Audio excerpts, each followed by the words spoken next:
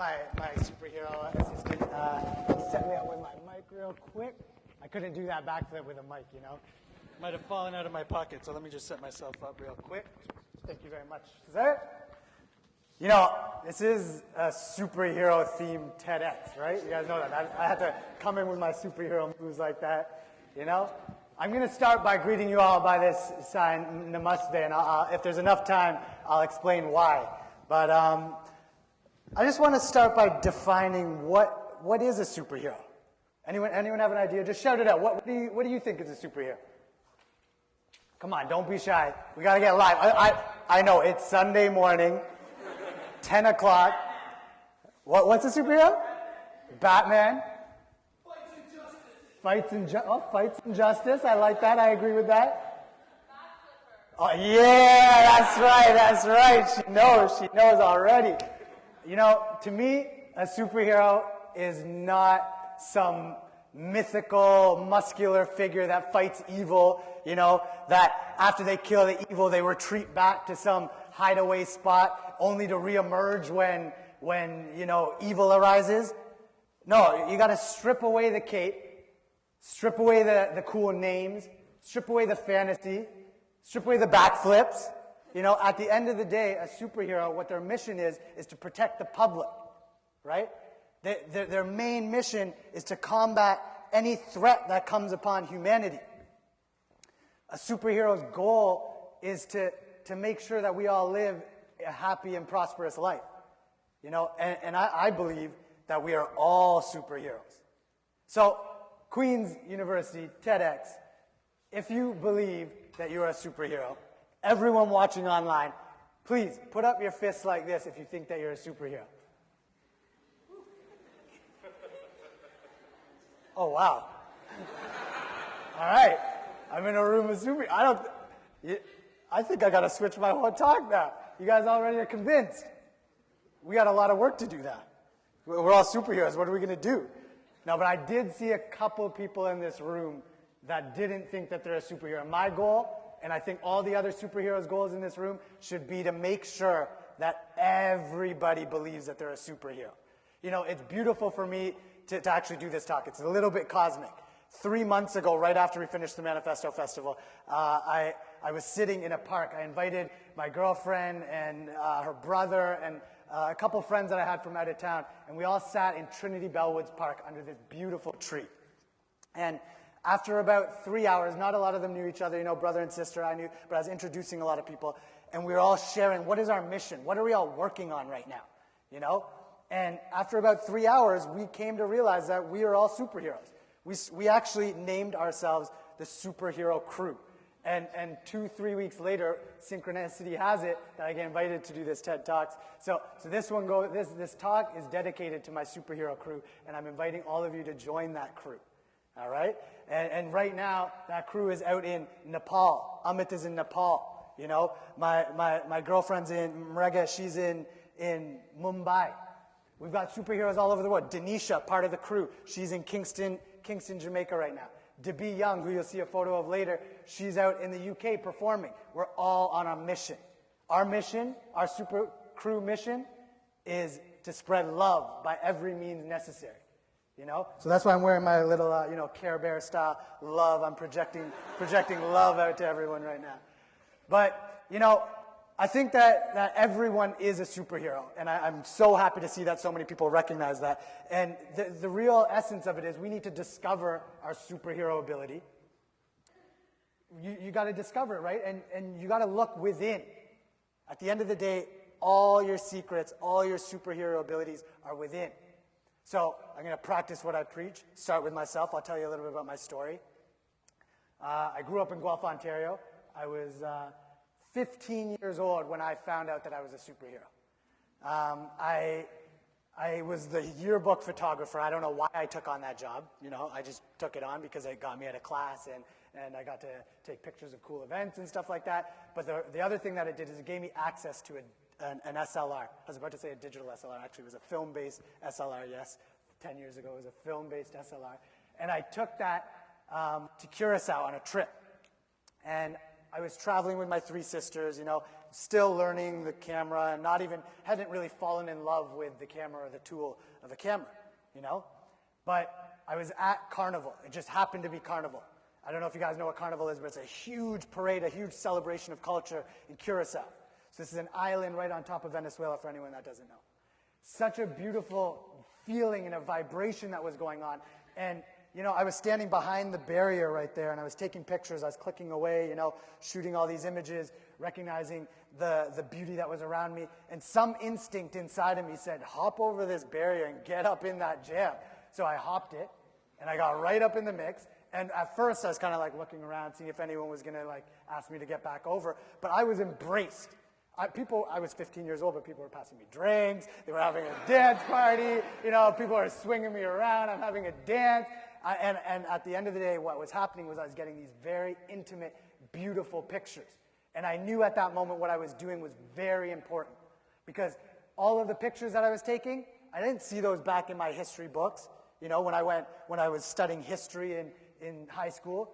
And I knew that the pictures that I was taking were so important, and I needed to go home and I needed to share those pictures with all my family, with all the friends at school, and show them that, you know, this culture exists, and this is important. We need to learn about the world, what's going on, right? So this is me at 15 years old. I recognized my superhero ability at that point, when I was 15. And, you know, this is superheroes, you know, it can sound all grand and beautiful and, you know, egotistical and stuff like that, but being a superhero is a responsibility. Everyone who put their fist up in the air, you have a responsibility. You've been given some kind of a gift, and how are you going to hone that? How are you going to master that? How are you going to share it? How are you going to combine it with others to make sure that your superhero ability really benefits the world? So, you know, I came home, developed all the pictures, put them up on the wall, framed them, and I looked at them, I'm like, yo, I'm a photographer, right? I'm 15 years old. So, and that journey has taken me like all over the place. I'm going to show you a couple pictures real quick, if this works for me here. Maybe Andrew can help me. You can click through some of these pictures. So I moved to Toronto. Oh, there's a shot of myself. I did not take that one. All right, here we go. So these are some B-boys and some B-girls. I started with this one because, you know, they're in some superhero poses, I thought, matched the theme. But these guys, to me, they were superheroes. I was watching, when I moved to Toronto, I checked out these guys at some underground B-boy jams, and I just fell in love with the skill that they had. You know, and I invited them to my studio, and I said, I need to photograph you guys. I need to document this, and I need to put it out to the world and share it with the world to show your beautiful craft and your skill. So that's that. I got Kanon in the studio looking like Bob Marley. You guys know that shot? That's the box set. I went down to Kingston when he was recording Troubadour, when he was recording that song, Waving Flag, and when we came back, he's actually recording at Tough Gong Studio, Bob Marley's studio, and when he came back, I needed to photograph him to share again with the world his craft. Next picture, T.I. I just skipped through these because I wish I had more time, but I'm already looking at my time. We're almost short. Keep it moving. T.I. These are some dance hall queens doing the Matrix. Ziggy Marley down at a beach in Toronto. Thunder Heist. Chaos, deciding between love or hate. You know, talking to himself. That's the play on, you know, Chaos might talk to himself a little bit. And I've traveled the world. These are some shots in communities in Kingston. This is in India. This is Debi Young, one of the superhero crew that I told you about. This is a sadhu in India. He's putting his fist up. He's a superhero too. You know, so I'm going to fast forward a little bit. I recognize my superhero skill as a photographer. But a few years later, I found another superhero ability and skill of mine that I need to share with the world. So now we're at Ryerson University. I'm in my third or fourth year, and I'm studying photography. I'm honing my craft. I'm learning with all these other like-minded individuals about my superhero skill. They're all learning about theirs. We're trying to master it, you know, and we're combining it at this point. And at that time, I met my boy, this guy, Ryan Patterson, unbelievable individual, brilliant mind, you know, and he and I were like kindred spirits. We both felt the same energy. We had the same passion for changing the world in a positive light, you know? And we combined our skills. He was a designer, I'm a photographer, and we started a creative agency. And by working with so many different artists and clients and doing all this work for them, we started to recognize a few very similar things.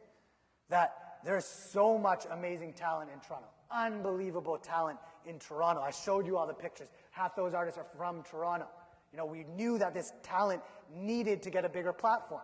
Most of these artists, you know, would not get booked. A lot of these voices were marginalized. You know, they wouldn't get the platforms that they deserved. There was all these festivals happening, but they weren't getting booked. You know, people were scared about the message of truth. People are scared about the message of truth, you know? So we needed to create our own platform. We also recognized that there were so many people doing things in their own neighborhoods, in their own communities, but a lot of people weren't aware of the different things that were happening, so we needed to unify our efforts so that we could make bigger movements. We also recognize that, you know, on mainstream media, what's projected of urban arts or of hip-hop culture is oftentimes, you know, misogyny, violence, and bling and all these things, but we knew the essence and the origin of this culture. It was a voice for the voiceless. It was about people power. It was about ingenuity, raw creativity. You know, we knew about those things. And we saw it in our own community, and we wanted to uplift those voices. So what did we do? We called a meeting of the superheroes. All right? I know it sounds like a joke. It's just like this. This is a meeting of the superheroes. You may not know it, but the curtains are going to go down, and we're going to talk about, when the video cameras go off, what we're going to do next. But we called a meeting of the superheroes at City Hall. And we invited 20 people that all were doing amazing things. It's like the Justice League, right? So we bring them all together and we're saying, okay, we announced the manifesto. This is what we want to see happen. Are you in? Everyone put their fist up in the air and said, we're in, right? From there, we invited 20 more people. 40 people came to the next meeting. 75 to the next meeting. 125 at the next meeting. 250 at the next meeting. Just kept growing. You know, the last meeting that we had a partnership with a group called the Life Movement in Toronto, and we brought KRS-One, the teacher, to City Hall, sitting in the mayor's seat, talking about how to stop the violence through arts and culture. 650 young people came to City Hall on a Thursday night.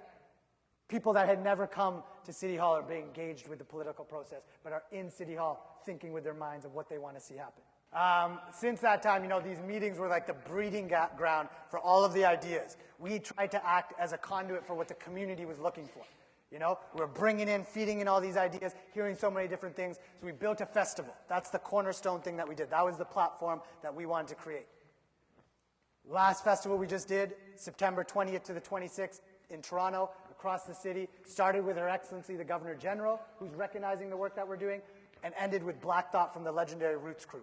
46,000 people came out to this festival. This was a movement that started with 20 people in a room, superheroes coming together, you know? And everyone is feeling that energy now.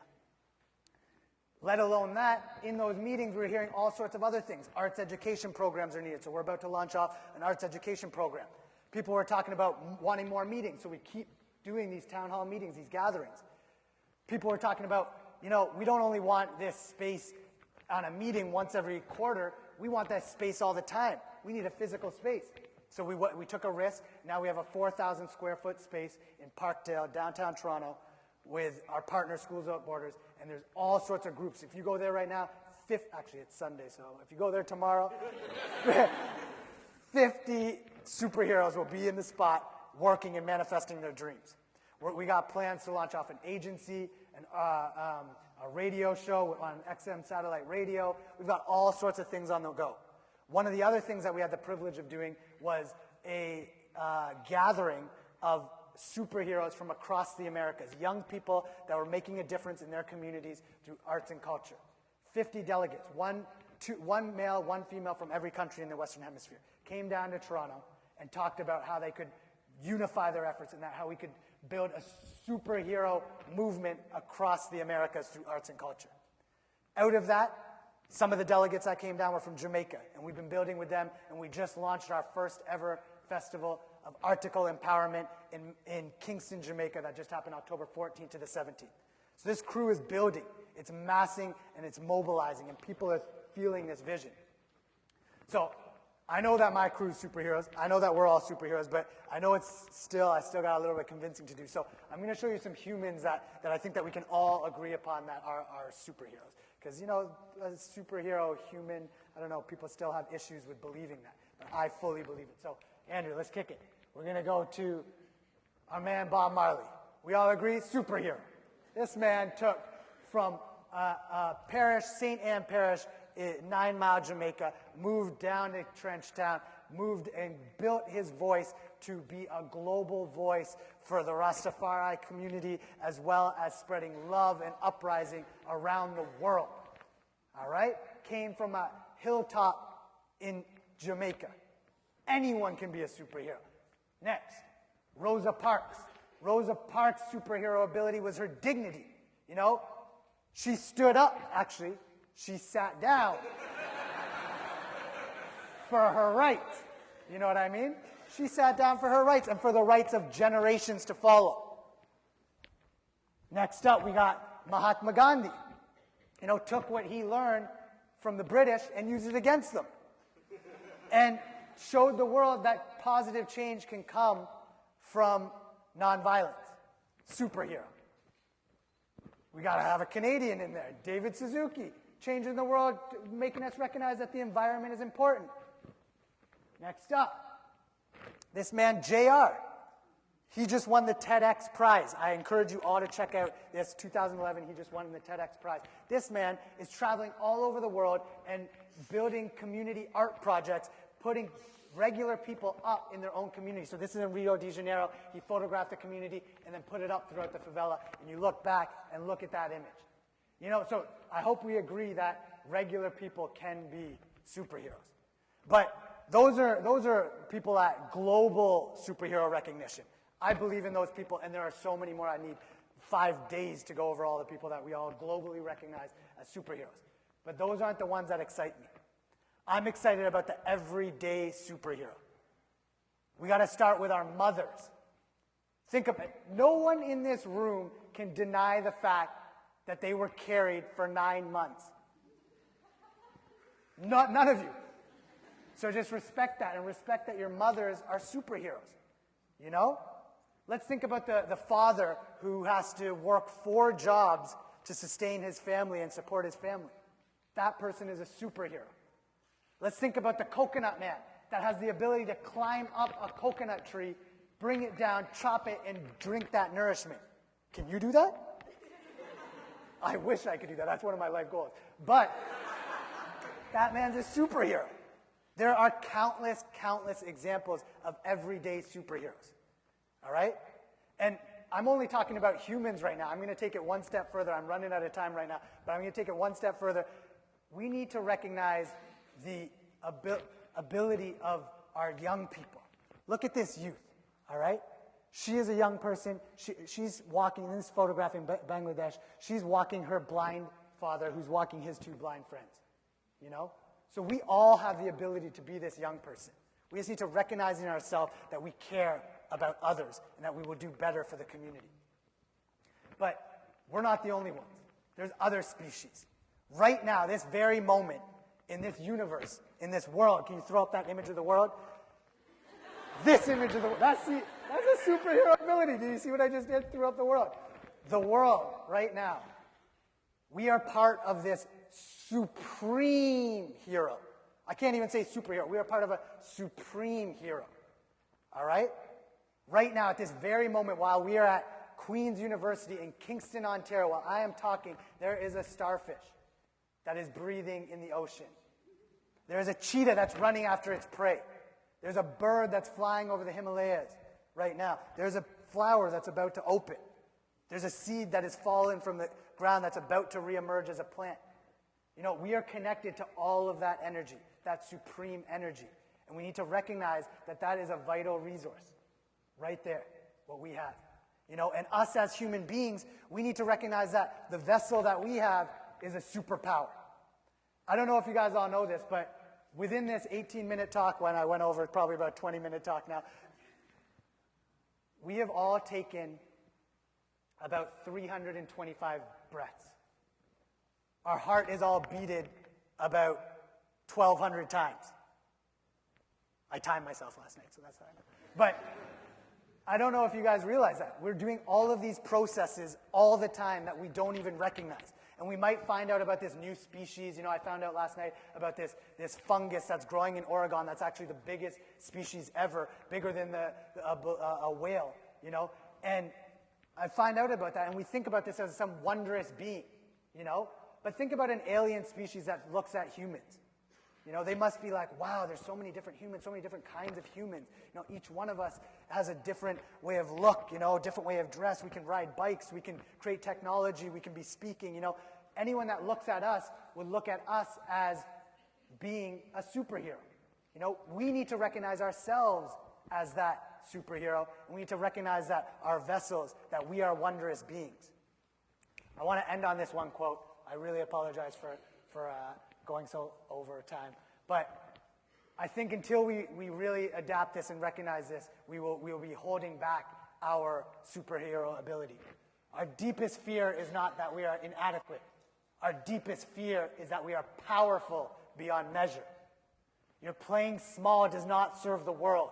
There's nothing enlightened about shrinking so that other people won't feel insecure around you.